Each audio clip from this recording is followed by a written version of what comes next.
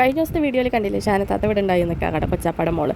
ആളെ കൊണ്ടുവിടാൻ വേണ്ടി കാക്ക കുഴിപ്പള്ളിക്ക് പോകാന്ന് പറഞ്ഞപ്പോൾ ഞാനും മക്കളും ഉമ്മായും എല്ലാവരും കൂടി കയറി. ഏതായാലും അവിടെ വരെ പോവല്ലേ എന്ന് വിചാരിച്ചു. രാവിലെ ഉറക്കത്തിൽ എണീച്ച പാടെ പോണതാണ് കേട്ടോ. അതുകൊണ്ട് തന്നെ നാസ്തൊന്നും കഴിച്ചിട്ടുണ്ടായില്ല. ആര്യാസ് കയറി ഞാനും ഉമ്മായും മസാല ദോശയും ഇക്കാക്കയും ഷാനത്താത്തയും പൂരിയും പറഞ്ഞു. കുഞ്ഞിക്കാണെങ്കിൽ ഒന്നും വേണ്ടാന്ന് പറഞ്ഞു. ഞാൻ അവളോട് എന്തെങ്കിലും വേണമെന്നൊക്കെ ചോദിക്കണതാണ്. അങ്ങനെ അവിടുന്ന് ഫുഡൊക്കെ കഴിച്ചിറങ്ങി എയർപോർട്ട് വഴിയാണല്ലോ പോകുന്നത്. അതുകൊണ്ട് തന്നെ കുറേ ഫ്ലൈറ്റൊക്കെ കണ്ടിട്ടുണ്ടായി. അവിടെ എത്തിയപ്പോൾ പിള്ളേരെല്ലാവരും ഗിലാപ്പീസിനെ കാണാൻ വെയിറ്റ് ചെയ്തിരിക്കുമായിരുന്നു. ഗിലാപ്പികളെ വേഗം കുടൂനും കുക്കൂനും ഏൽപ്പിച്ചിട്ട് ഞങ്ങൾ വേഗം ലഞ്ചിൻ്റെ പരിപാടി നോക്കാൻ തുടങ്ങി. ഞങ്ങളിവിടെ വന്നിട്ടാണ് എല്ലാം പ്രിപ്പയർ ചെയ്യണത്.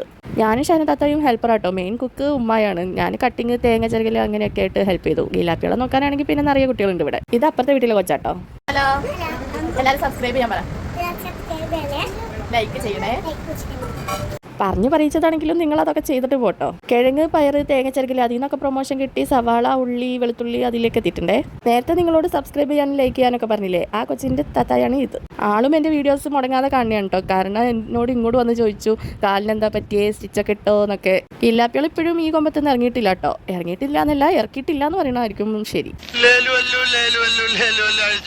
അല്ലെങ്കിലും ആ ഒരു സീൻ കണ്ടാൽ ഈ ഒരു ഡയലോഗ് ഓർമ്മ വരാത്ത മലയാളികൾ ഉണ്ടാവില്ലല്ലോ. ബൈ ദ വേ ആദ്യം കാണിച്ചത് അമ്പടുമായിരുന്നു. ഒരാൾ കാണിച്ചാൽ പിന്നെ മറ്റാൾക്കും കാണിക്കാതിരിക്കാൻ പറ്റില്ലല്ലോ. ഇപ്പൊ ഡ്രസ്സും വ്യത്യാസമുള്ളതുകൊണ്ട് നിങ്ങൾക്ക് മനസ്സിലായിട്ടുണ്ടാവും. രണ്ടുപേരെയും കയറ്റിയിട്ടുണ്ട്. അപ്പോഴേക്കും ഉള്ളിയുടെ തൊണ്ടൊക്കെ കളഞ്ഞ് ഞാൻ കട്ടിങ്ങിലേക്ക് കയറിയിട്ടുണ്ട്. ഇനി പറയാൻ പോണത് ഫ്യൂച്ചറിലേക്ക് ആവശ്യമുള്ള ഒരു സംഭവമാണ് കേട്ടോ. കുക്കും കുടും ഗിലാപ്പിയുടെ കാല് നനച്ച് തറയിൽ നിർത്തിയപ്പോൾ തറയിലെ കാൽപ്പാടിയിൽ ഇങ്ങനത്തെ ഒരു ഗ്യാപ്പ് കണ്ടില്ല അത്രേ. അങ്ങനെ ഗ്യാപ്പില്ലെങ്കിൽ അവർ മിലിറ്ററിയിലാവുമെന്നാണ് ഇവർ പറയുന്നത്. ഇനി അഥവാ മിലിറ്ററിയിലായില്ലെങ്കിൽ ഇവരെ നമുക്ക് ചോദ്യം ചെയ്യാമല്ലോ ഫ്യൂച്ചറിൽ. അതാണ് ഞാൻ പറഞ്ഞത്, ഫ്യൂച്ചറിലേക്ക് ആവശ്യമുള്ള ഒരു സംഭവമാണ്. അതുകൊണ്ട് അത് ഇവിടെ കിടക്കട്ടെ. ഇനി അഥവാ മിലിറ്ററി ആയി കഴിഞ്ഞാൽ നമുക്ക് പറയാലോ കാലിൽ ഇങ്ങനത്തെ ഒരു ഗ്യാപ്പ് ഇല്ലാത്തതുകൊണ്ടാണ്. ഇപ്പോൾ രണ്ട് മിലിറ്ററീസിന്റെ പാരൻസ് ആയപ്പോഴേക്കും നല്ല വിശപ്പ്. ചോറും ചെമ്മീൻ തേങ്ങ അഴിച്ചു വെച്ചതും ചെമ്മീൻ റോസ്റ്റും അച്ചിങ്ങ കിഴങ്ങ് മെഴുക്ക് വരട്ടിയും എല്ലാം കൂടി ചേർത്ത് നല്ലൊരു പിടി പിടിച്ചു. കൂട്ടത്തിൽ ഇങ്ങനെ ഒരു അഭ്യാസം ഉണ്ടെന്ന് ഞാൻ ഇപ്പോഴാണ് അറിഞ്ഞത്. അതൊരു കൗതുകമായി തോന്നിയപ്പോൾ ഞാൻ അത് ഷൂട്ട് ചെയ്തു. ഉച്ചയൂണൊക്കെ കഴിഞ്ഞ് റെസ്റ്റ് എടുത്ത് വൈകുന്നേരത്തെ ചായയും കൂടി കുടിച്ചതിന് ശേഷം ഞങ്ങൾ എല്ലാവരും കൂടി ബീച്ചിലേക്ക് പോകാമെന്ന് വിചാരിച്ചു. കുഴിപ്പള്ളി വരെ വന്നിട്ട് ബീച്ച് കണ്ടില്ലെങ്കിൽ മോശമാണെന്നാണ് ഇക്കാക്ക പറയുന്നത്. ഇനിയും നിന്നാൽ ശരിയാവില്ല, സൺസെറ്റും കൂടി കഴിഞ്ഞു പോകും. അതുകൊണ്ട് എല്ലാത്തിനെയും റെഡിയാക്കി ഞങ്ങൾ വേഗം കാറിലേക്ക് കയറി അഡ്ജസ്റ്റ് ചെയ്ത് യാത്ര തുടങ്ങി. യാത്ര എന്നൊന്നും പറയാനില്ല കേട്ടോ. ഷാനത്താത്തയുടെ വീട്ടിൽ നിന്ന് ഒരു 2 മിനിറ്റ് വണ്ടിക്ക് പോയാൽ കണ്ടില്ല. ഇപ്പം തന്നെ ഓൾമോസ്റ്റ് സൺസെറ്റ് ആവാറായിട്ടുണ്ട്.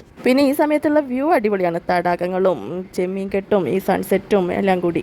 ഞാനിട്ടേക്കുന്ന ടോപ്പ് ഏതാണെന്ന് മനസ്സിലായോ? നമ്മുടെ മുണ്ട് വെച്ച് തയ്ച്ചില്ലേ, അതാണ്. അപ്പോൾ അതിൻ്റെ ഫൈനൽ റിസൾട്ടിനായിട്ട് കുറച്ച് ഫോട്ടോസ് എടുക്കണമായിരുന്നു. അങ്ങനെ അതും എടുത്തു ഞങ്ങൾ വേഗം ബീച്ചിലേക്ക് പോയി. പക്ഷേ ബീച്ചിലെത്തിയിട്ടുള്ള വിശേഷങ്ങൾ ഞാൻ അടുത്ത വീഡിയോയിൽ കാണിക്കാം. കാരണം ഇത് ഭയങ്കരമായിട്ട് ലോങ് ആവും എന്ന് കരുതി ലോങ് വീഡിയോ ആക്കി ഇടാനുള്ള വീഡിയോസും ഇല്ല.